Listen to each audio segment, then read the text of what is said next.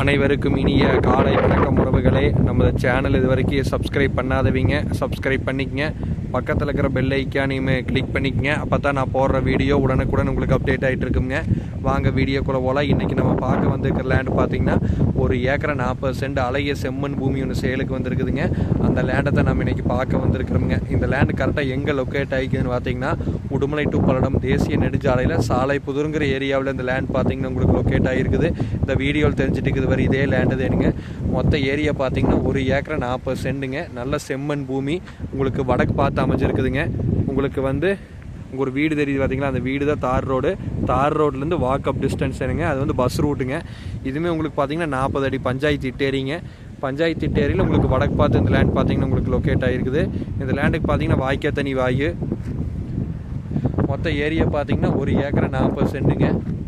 எந்த ஒரு சைடுமே இழுக்காதுங்க, சமசதுரமாக இருக்குங்க. சுற்றியுமே பார்த்தீங்கன்னா டைமண்ட் ஃபென்சிங் போட்டு வச்சுருக்கிறாங்க.